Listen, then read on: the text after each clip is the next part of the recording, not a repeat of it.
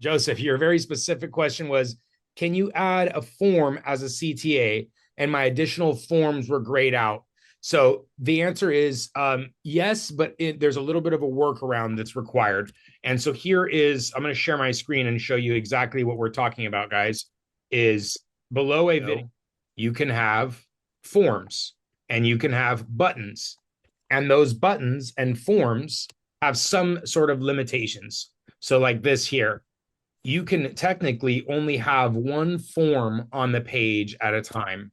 And what that means is like if you have a calendar, that is a form. Or if you have a form like here, enter your first name, last name, email, those are forms. And so I'll show you a method to have more than one form.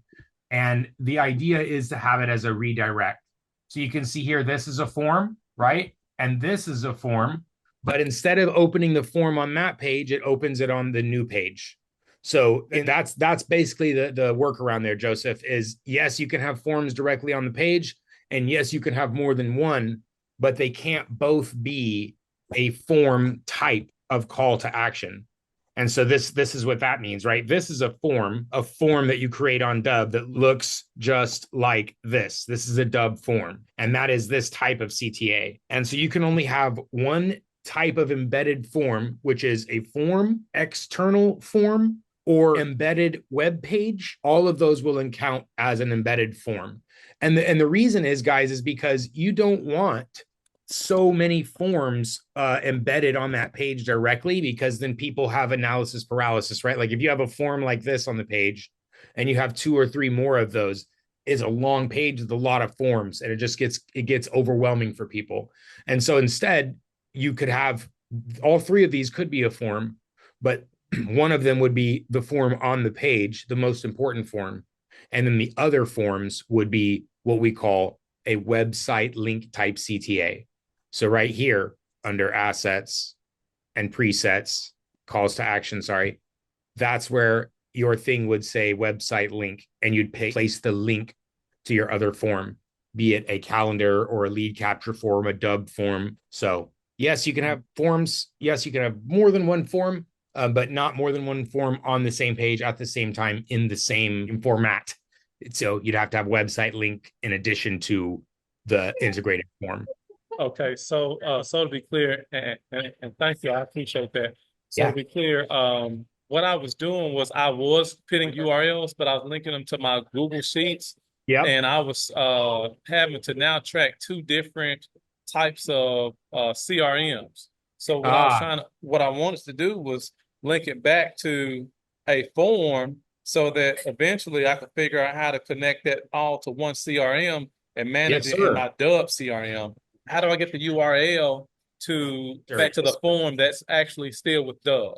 Yeah, yeah, excellent follow-up question, my friend. So right here under forms, this is the first thing you do, right? Is create the form on Dubb itself.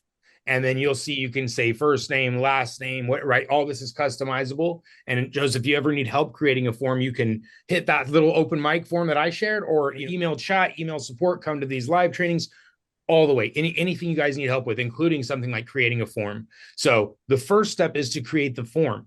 The second step is once you create a form, here you have the direct link to your form. So when I click right here, it says open form. That not the G stuff, but this right here, that is the URL to my form. So if I put that in an incognito window, right, you're going to see it takes them straight to my form. And then that little form is what you can put in a link in bio. You can put it in a chat, comment, email, right, anywhere, including, which is your question, as a button. So we'd create a new call to action, and we'd call this one form number 2.